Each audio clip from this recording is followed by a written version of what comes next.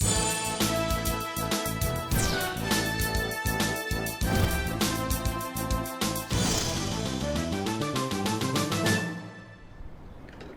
morning and welcome to Severn Bridge in St. David's. I'm joined today by Mr. Andrew Diaz, the acting CEO of BLDC, Mr. Stephen Tucker, the manager for the Waste and Wastewater Master Plan, and Ms. Tapia Butterfield of Christen Construction. The MPs for the district, MP Fogo, Ministers Ming and Farbit, and MP Kim Swan could not make it this morning. As outlined in the government's platform of 2017, members of the public will recall several commitments designed to enhance our citizens' lives. Specific to the Ministry of Public Works, the government committed to reviewing the current system for handling water and wastewater and working with the private sector to facilitate systems that would properly treat sewage waste across the island, including the 2 municipalities. In July 2020, I announced that working with the Bermuda Land Development Company Limited, the Ministry of Public Works would initiate a $30 million project as the first phase of the Water, Wastewater and Resource Recovery Master Plan. This project will be responsible for upgrading failing infrastructure, removing the Corporation of St. George's sewage outfall, and expanding water and wastewater networks in the parish of St. George's. I'm pleased to be here today to provide an update on the Water and Wastewater Master Plan implementation. In preparation for the project, and as far back as February 2020, the project team invited all relevant stakeholders involved or impacted by the project to meet for an open discussion to set the groundwork that will ensure the project's success. Since that time, the team has been collaborating with the following stakeholders: the Department of Environment and Natural Resources, the Department of Health, Department of Planning, the Estate Section in the Department of Public Lands and Buildings, Department of Parks, Corporation of St. George's, Bermuda Airport Authority, the Water and Sewage Section in the Department of Works and Engineering, the Highways Section in the Department of Works and Engineering, Hotel Co. Bermuda, and the Corporation of Hamilton. Also, following the initial announcement and recognizing the vast scope and critical importance of this project, BLDC secured the services of local engineering firm On-Site Engineering Services and Chicago-based Millhouse Engineering and Construction. To help identify local contractors interested in participating in the BLDC Water Wastewater Infrastructure Program, the team set out a public request for qualifications. This allowed the project team to match the contractor's expertise and capacity to the scope of work included in each of the tender packages. The RFQ provided a general overview of Phase 1, including a narrative description of each of the anticipated tender packages, the necessary qualifications and experience, and the staffing capacity required to perform the work. The RFQ also provided a detailed description of the information required in the respondent's statement of qualifications, as well as a list of criteria for evaluating submissions. Respondent submittal requirements included a cover letter, project-specific experience, staffing, and project team organization and quality control plan. The contractors were able to submit their qualification on one or more of the several tender packages identified in the RFQ. The evaluation committee consisted of BLDC officers, Ministry of Public Works technical officers, and the program management consultant representative. The submissions were evaluated and scored against the following criteria: conformance with the required content specified in the RFQ, demonstrated sufficient experience and technical competence of the general contractor and subcontractors, considering the types of construction works required, the complexity of the project, the aggressive schedule, and the strength and adequate experience of key personnel who will be dedicated for the project. Demonstrated sufficient experience and technical competence to install HDPE piping with fusion welding connections underwater as designed and specified in tendering package number 1. Demonstrated sufficient experience and technical competence to install and commission packaged wastewater treatment systems as indicated in tendering package number 4. Staff capacity, depth, and ability to dedicate multiple crews to the works on a full-time basis until completing the works at the end of 2021.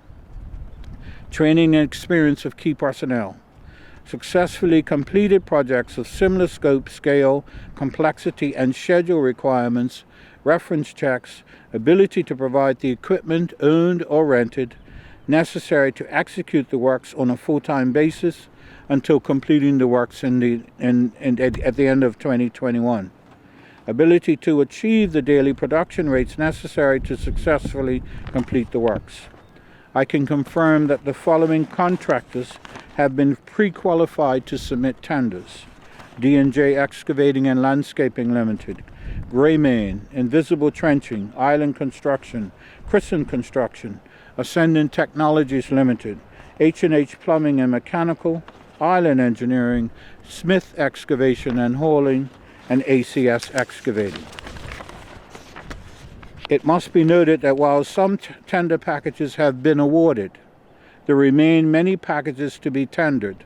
Contractors interested in this project can go to the BLDC website and under the heading of Tenders and RFPs to download the pre-qualification tender information. The deadline for submittals is Monday, May 31st, 2021. To briefly advise on the progress of the following tender packages. Tender Package 1, Stokes Point Water Crossing, where we are at the moment. The contractor is Christen Construction Limited. They granted full notice to proceed and are currently forming the concrete weights to cover the pipes to be laid along the seabed. And they're lying next to us on the road. Tender Package 2A, Stokes Point Road, contractor D&J Excavating, which is the joining part across the water on Stokes Point Road. Granted full notice to proceed. Work proceeding very well. They've trenched up to 250 feet already, along with pressure tested several lengths of HDP pipe. Started to backfill some of the Velcro lines already. On that side of the waterway, we go into the joint arrangement with Balco and the Ministry of Public Works. Tender Package 2E, Fort Victoria to St. Regis. The contractor is Invisible Trenching, approximately 95% complete. This work includes the temporary solution in providing a sanitary service for the St. Regis Hotel. Tender Package 2C, York Street to Fort Victoria. Tenders have been submitted and under review. Plan to award the contract within 2 weeks. Tender packages currently out for tender. 2B1, Echo Lane to Mullet Bay Park.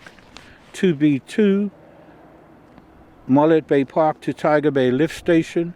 2D, Wellington Street, Tiger Bay Lift Station through St. George's Club via Rose Hill. Tender packages 3A and 3B, Sewer Force Main for Southside. Engineering drawings 95% complete and currently reviewed. Tender Package 4, New Sewage Plant. Initial payment has been made and reviewing all shop drawings and schematics. Tender Package 5, Potable and Reclaimed Water Transfer Network for Southside. Engineering drawings 85% complete. Tender Package 6, Telemetry. Engineering drawings 80% complete. Relocation of the Botanical Gardens tank to Fort Victoria. Sent the down payment to the overseas vendor and already received planning permission and awaiting building control. This massive undertaking involves the trenching of much of the main roads in St. George's and a similar exercise in Southside to completely replace the infrastructure of piping, pumping stations, water producing plants, and waste treatment plants to bring relief to the long-suffering residents of these areas in providing reliable water and wastewater services. It is the kind of project that addresses the country's needs of getting people working, earning, and providing for their families, while their valuable labor is transforming Bermuda's infrastructure for the better. Let me end with a COVID word. While we have made much progress, I have no doubt we will continue to face challenges. But I want to remind everyone that the Ministry of Public Works remains committed to Bermuda and putting our economy back on the path to prosperity by supporting COVID-19 vaccinations for all willing residents and advancing capital projects to keep our people employed and strengthens the infrastructure of our island home. Each of us has a role to play in stopping the spread of the coronavirus. Follow public health guidelines, wear a mask, practice good hand hygiene, maintain physical distance, and download the WeHealth Bermuda app. Do the research, talk with your doctor, and make an informed decision about getting the COVID-19 vaccine. Thank you.